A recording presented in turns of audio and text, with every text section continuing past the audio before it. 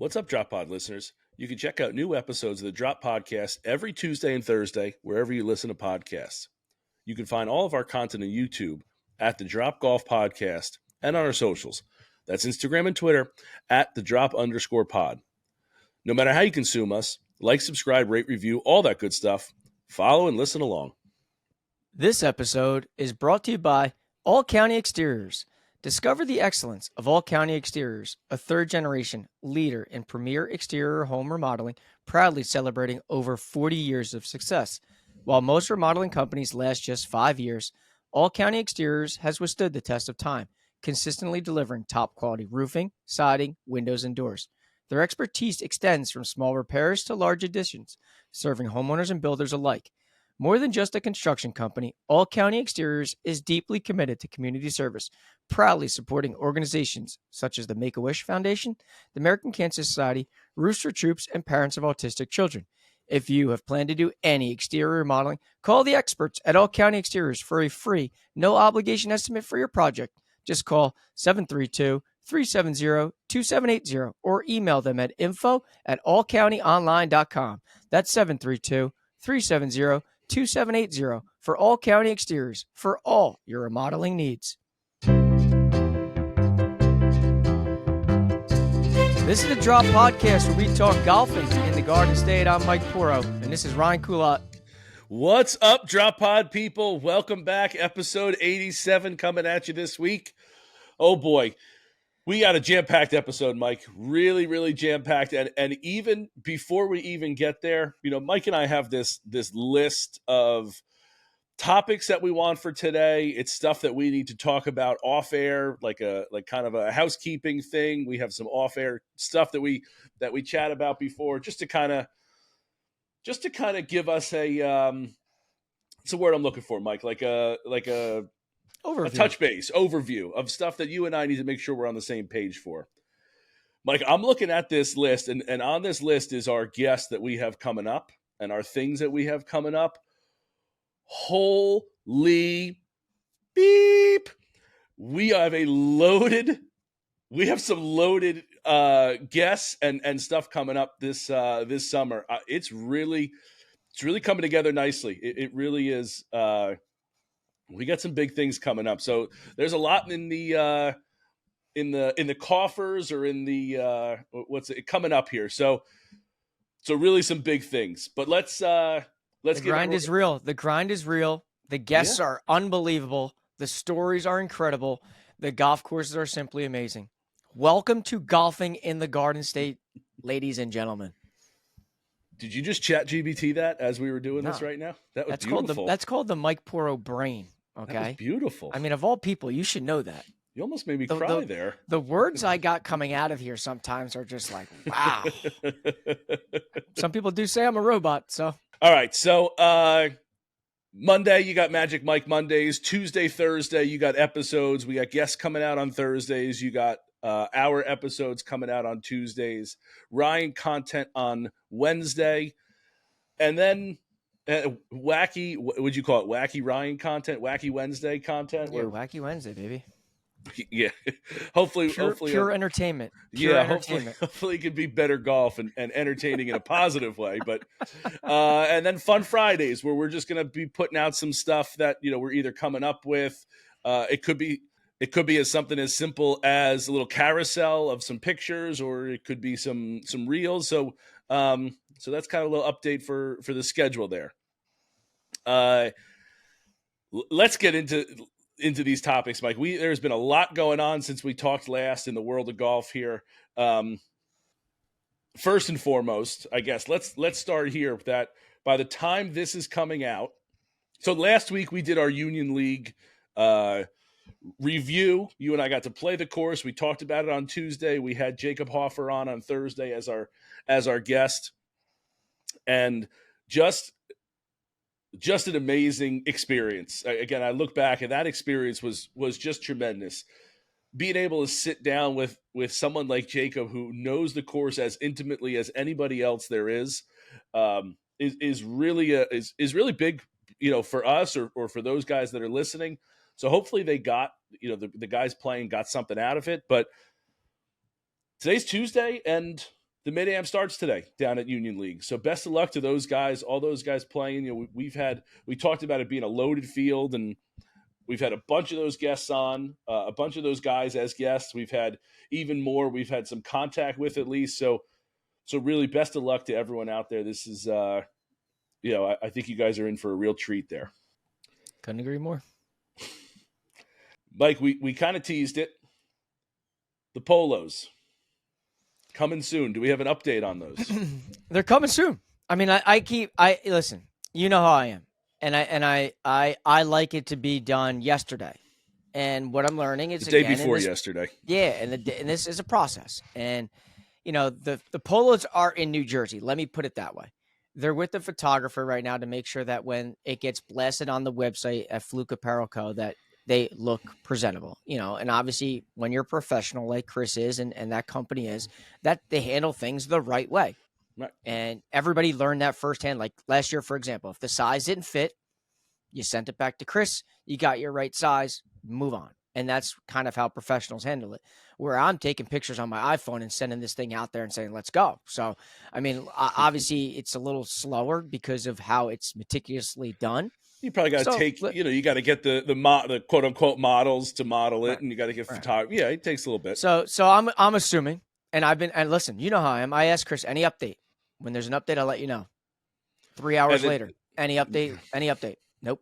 97 seconds later, any update? Mike, chill. Okay, so to the people's point, like there it is. It's out there. They're here, and do not hesitate. I'm not teasing every single week like these polos are coming, and they're going to be out 9 months later. Like, no, they'll be out relatively soon. You'll be wearing them before you know it, and you'll be saying, holy hell, you guys nailed it again. So they're coming. I think, Mike, that's a huge step for you. The first part is acknowledging that you're, over the top with asking sometimes. So that's the first step. So good for you for recognizing You say that, right? You say that. Okay. You say that. But how many people have said to us, persistence matters? A lot. And a lot.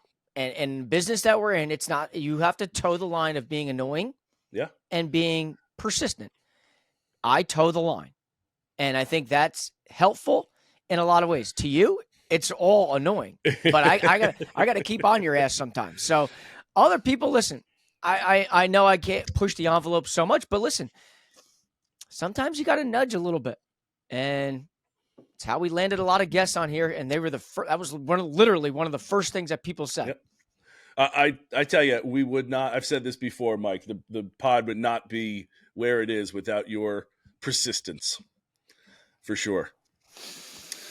In that kind of vein, Mike, we did start putting the episodes on YouTube. Did you hear about that?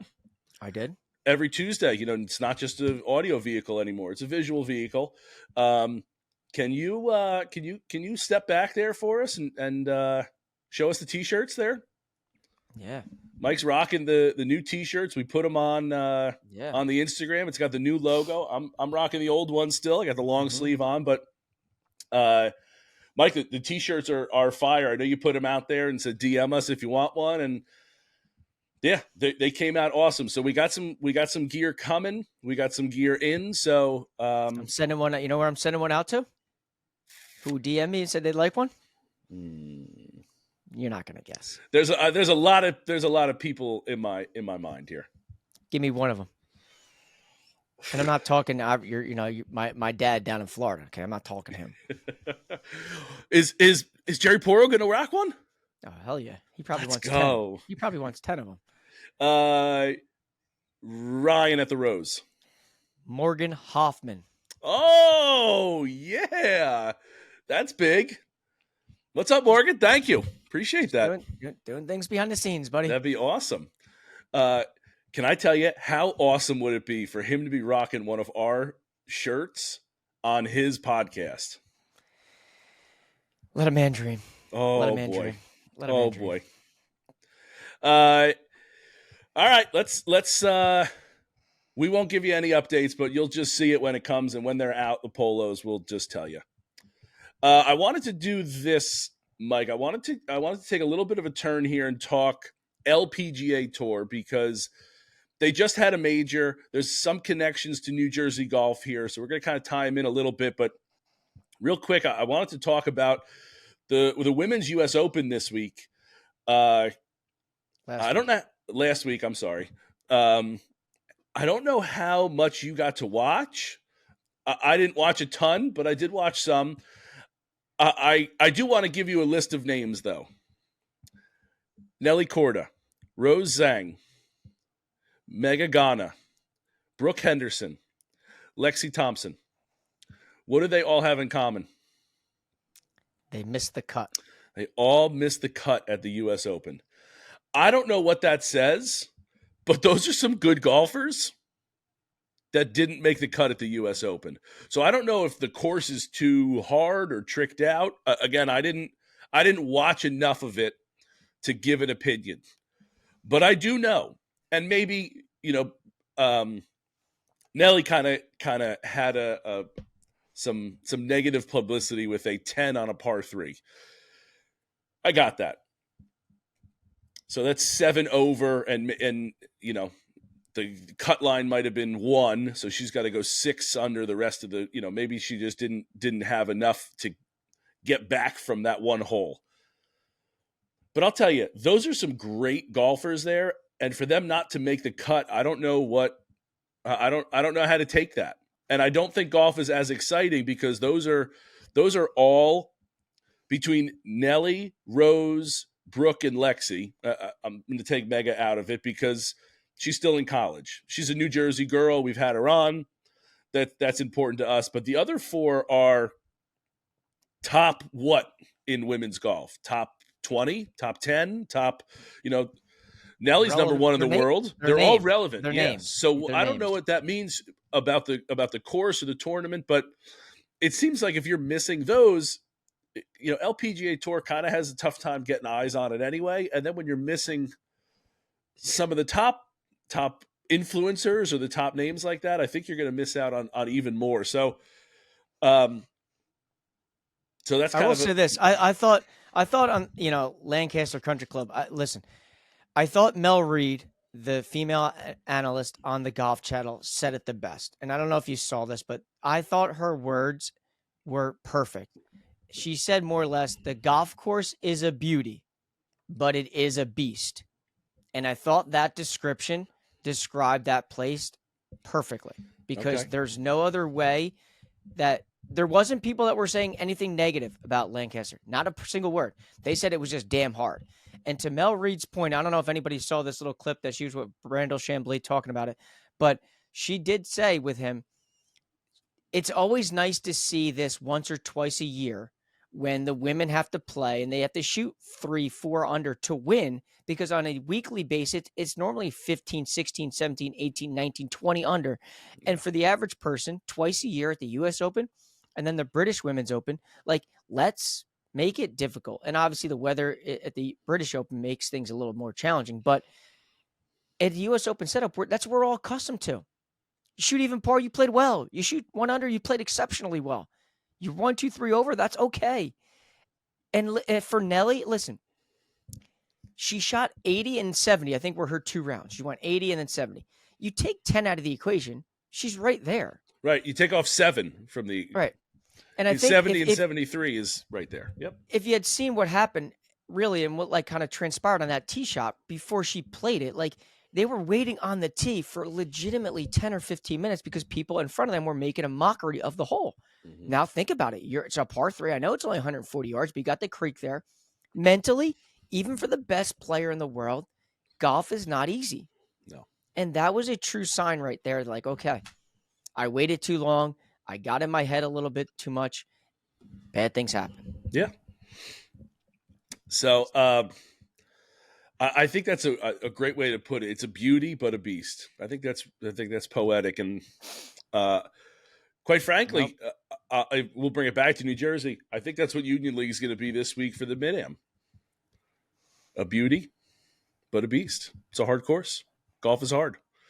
I wonder if they look at that, did they need to spread out the tee times more, or did there need to be something done, or did just a back up on that hole because it was a really hard golf hole?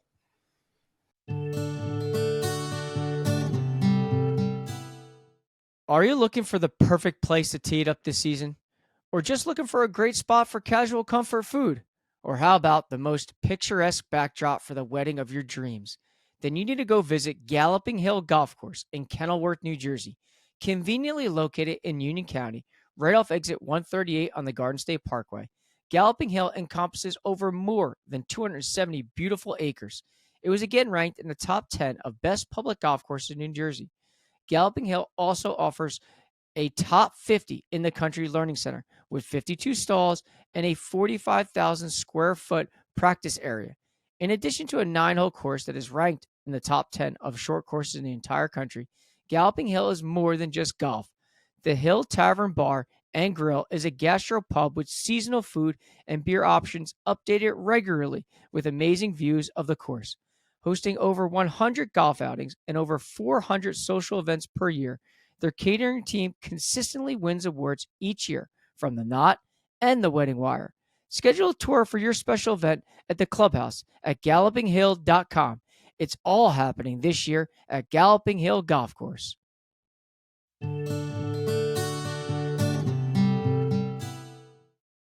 If we keep talking about the women, let's keep it in New Jersey first. The Rite Cup is this week. Starts Friday down at Seaview. The women are going there after the U.S. Open, so it's not the most loaded field that the Rite Cup's ever had, but it's a big event here in New Jersey.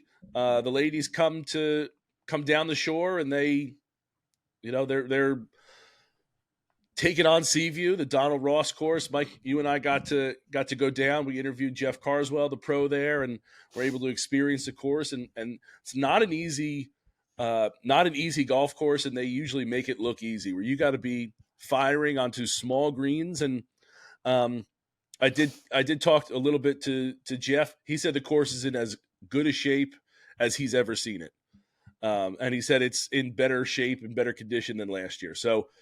Which means the numbers will be lower.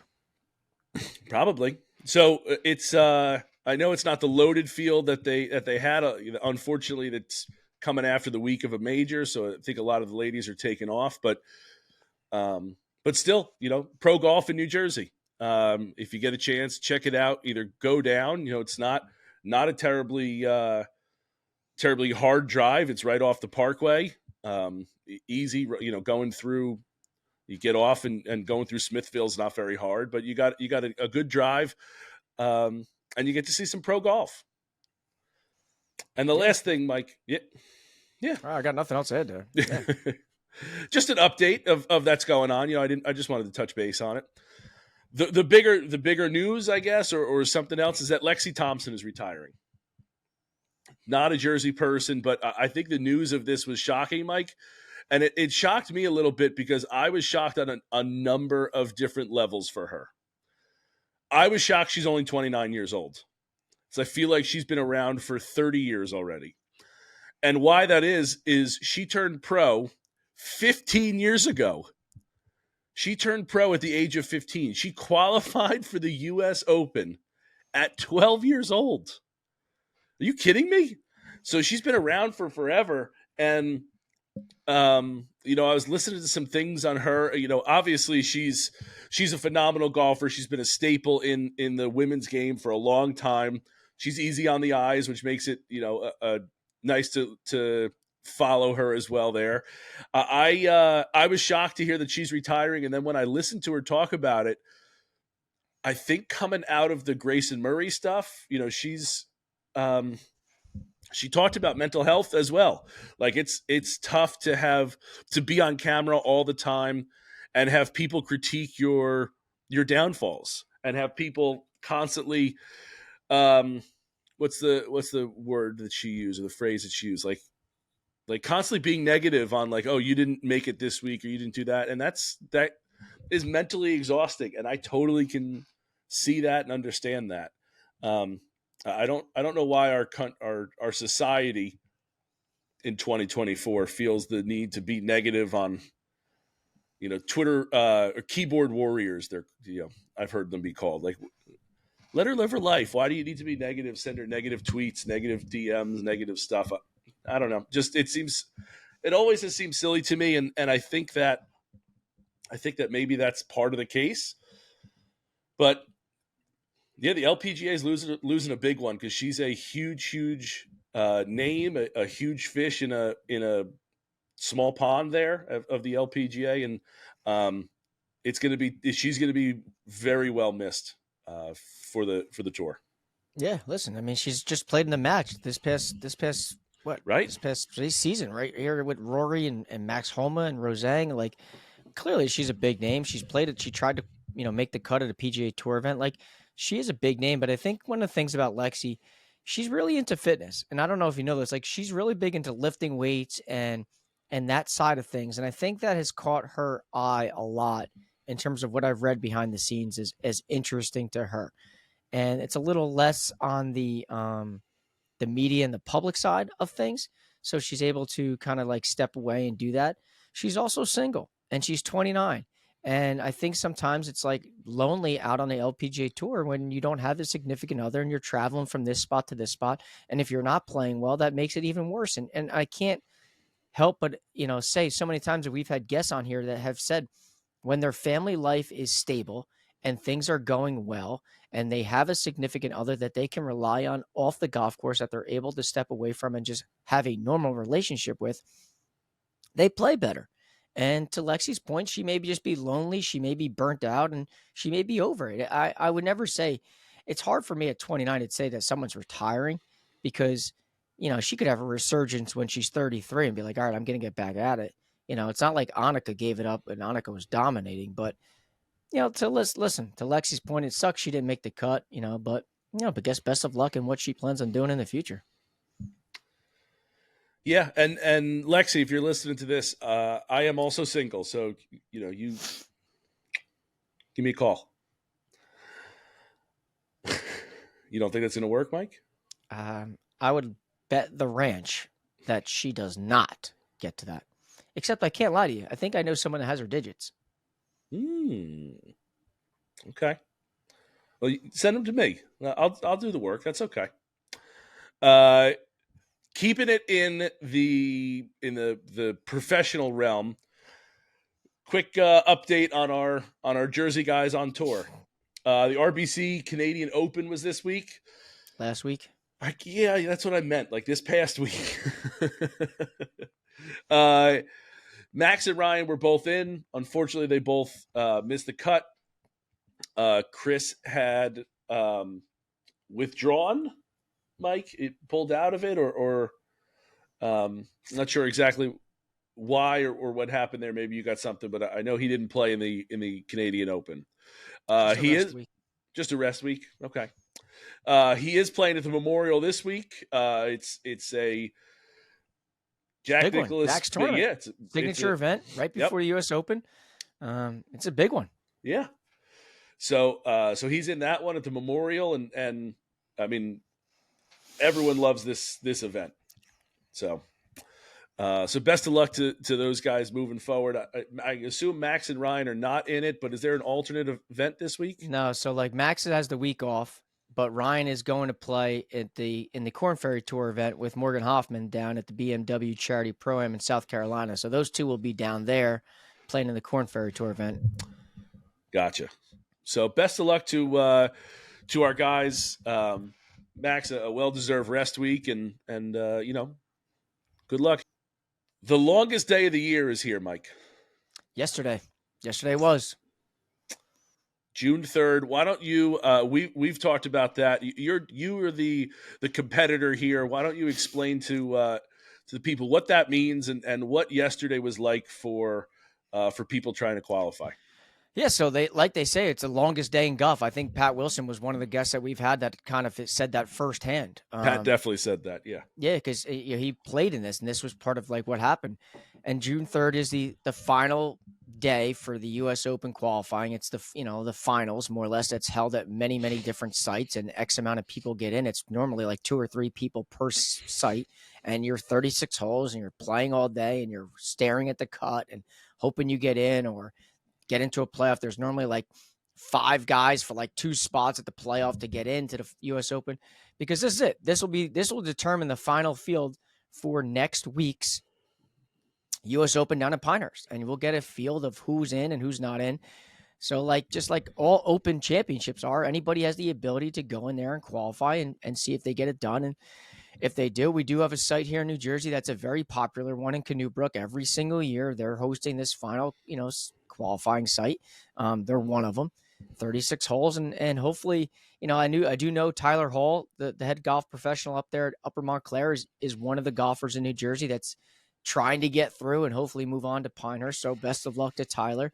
But we have a lot of other guys that are names that are in the mix here. Brad Tilley's in there that have been on the show that are going through this final day with the hopes in mind that, man, maybe they can sneak through and go down to Pinehurst number 2 and see what happens, because, man, wouldn't that be a dream?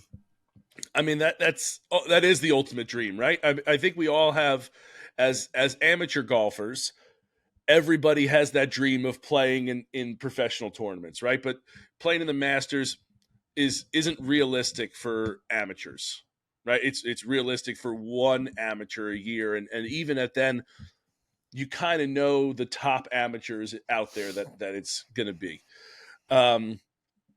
I guess it's just the 2 opens, the British Open or the Open Championship and the U.S. Open. So this is kind of the more realistic one that you're like, okay, this is kind of what we're fighting for here. And yeah, you hope that you play well. As you've always said, qualifying is tough and it's the worst. And it's a fest, just a slog fest to see who can just go low. And hopefully they can, so best of luck to Tyler, best of luck to Brad. Any other of our guys in it? I mean, Stu's in it. Stu's in. I haven't really dove deep into the field on that. I was wondering the deal with kind of like Chris, Ryan, Max, Morgan, Dawson Jones, like guys like that are in the mix. I didn't see them in the field yet. So I didn't know what was going on there. So I don't know the details of those guys. If they are qualifying, if they're playing, Monday in terms of this final qualifying site, or if they're already in. But I didn't see Chris's name was the only one I thought that could be in the field already, because he had won on the PGA Tour. Yeah. But I don't think I saw his name listed as an exempt player. So I didn't see him in there. So he might be going through Monday's qualifying as well. And I'm pulling the site up right now, and none of our guys are in. So okay. Maybe he's playing Monday that I missed the site in terms of where he was at. So I pulled up I guess, so kind of how it goes, Mike, is they've had qualifiers already and they had to get to today. Yeah, there's been local, sectional, and then final. Okay, so guys like Brad have won a local or advanced through a local, got top 5, top 10, whatever it is. Yep. Then went to a sectional.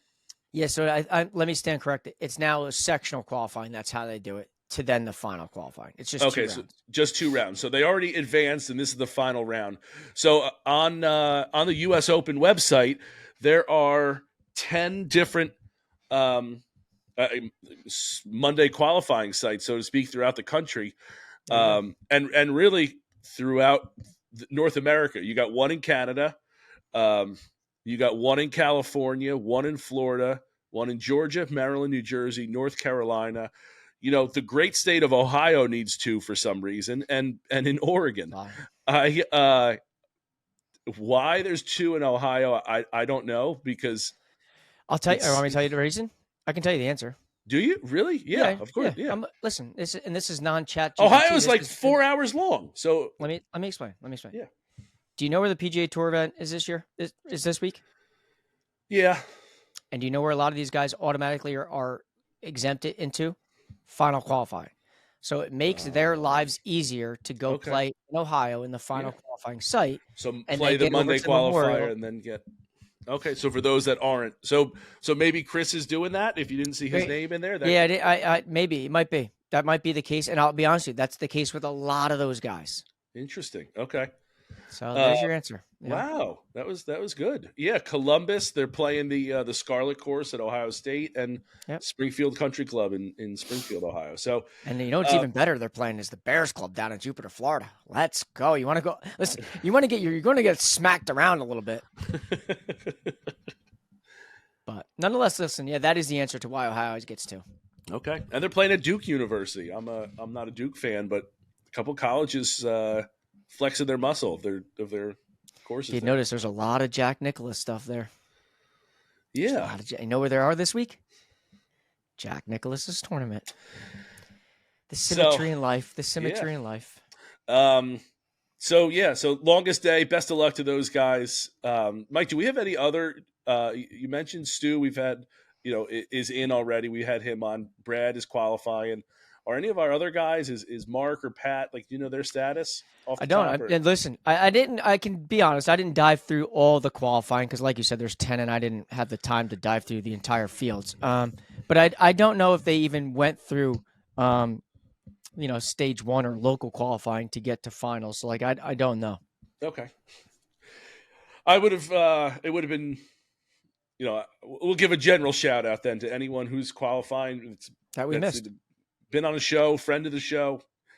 Best of luck. Obviously, we're rooting for you, but it is a lot. It's a lot to see all those fields because they're probably 144 person fields in each of those.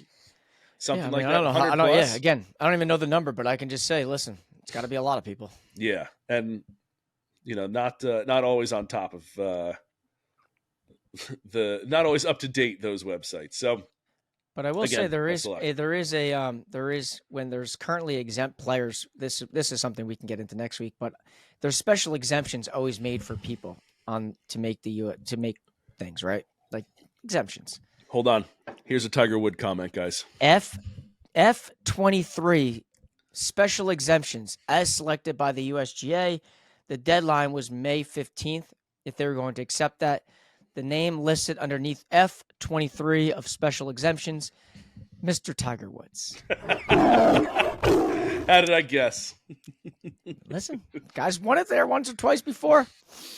Anyway, I'll save my Tiger talk for next week. We got next Tuesday is our US Open episode, so we'll be chatting about that. Mike, with a guest that'll be playing that Thursday. Wait and see. That. You like that? Was that. Good. That was a good tease. Like that was on ChatGPT. Mike Poro. Mike, let's you got to play a golf course this week. You had some great things to say about it. Why don't you tell us about your experience at LBI National that you had there? Yeah, listen, let me tell you. I mean, wanting to go play some golf sometimes, you want to try to find a little spot quick in the afternoon to get out and play and go experience. And obviously, we all know that. Mike, can I interrupt you real quick? I want to say this. Mike's about to talk about the course. I want to get to the course. It's just not that close to get to. So Mike's going to say you got to get down there. I already know that I want to get down there. I'm not going to say, listen, I think, listen, you know what I said to Ryan? I'll tell the audience. Ryan says, I want to get down there. So my response is, then go. Anyway, so listen, I did play LBI National, and I have played it in the past. I played it when it was Sea Oaks when it first opened up. Then obviously, they'd gone through some things. They shut down. They were somewhat maintaining the golf course, but it wasn't anything to like brag about, and it was still coming along. And I think the last time I played it was like, it's got to be maybe at this point 2022, where I played maybe 9 holes. I played it, I don't know, maybe 2022 was maybe the last time I've been there, and I played 9 holes last year, and it was not in good shape. I'll be the first one to admit that. It was wet. You can clearly tell they were trying to put a lot of time and effort into getting it back to blossoming. But I went out there this past week, and I'll tell you what, I had nothing but great things to say about that spot. And I'm sure a lot of people saw the carousel of pictures I put out on Monday. It was so good that I must have texted about 5 or 6 of my buddies that live down in this area and said, listen, I know that we are all killing LBI National, that it just wasn't ready. Don't go. Don't waste your time. It's ready. It's ready. It's ready. It's ready. And listen, I'm not going to say it's like this over the top immaculate spot, but when you're talking public golf and you're talking the Long Beach Island area, whether that's Little Egg Harbor, whether it's Manahawkin, whether it's Barnegat, whether it's even Tom's River for that matter, like this is a very, very good spot to come down and play. The course is in great shape. The greens were rolling especially like way, way better than they were. They weren't bumpy. They weren't slow. They weren't hairy. It was in such good shape that I was absolutely blown away that I had to DM their handle on Instagram and tell them, hey, listen, your course has come a long way. And we all know at times I can be very critical and I can be very opinionated on things. And when I like something, I like it. I have no problem going down there again with my daughter and saying, listen, let's go play 9 holes again. I think her and I got out there and we were just like, basically had the course to ourselves. We didn't start on 1. We started on 4, but then we wrapped our way around all these different holes. I absolutely love how the 13th green is connected to the 15th green. It's one big green and it just stretches all the way across. So like cool that. because it's such a rare thing you see nowadays. 100%. Mm-hmm. Listen, I even went so much to text Brad Barden, who's the tournament director of the NJSGA, because they're having one of their state AM and state open qualifiers there at LBI National on June 13th. Like, yo, you picked a winner there because the course is ready to go. It's ready to go. And if it was ready to go the end of May when I played it, it's going to be ready to go June 13th when he plays it. So listen, those people over there, I know Renault Winery had kind of like bought it. They oversee it. They're also control Vineyard National. They control the LBI National now. Listen, it is a great, great spot. It's one that I highly, highly recommend that people go out and play. Give it a try. It's not what it was. It's not what it was. We all know that it was a rough go, but it's starting to see light at the end of the tunnel, and it's well worth the drive, especially in this LBI area when you're looking for different spots to play. We don't always have all the golf. To me, that was the golf, and now it's becoming that spot yet again.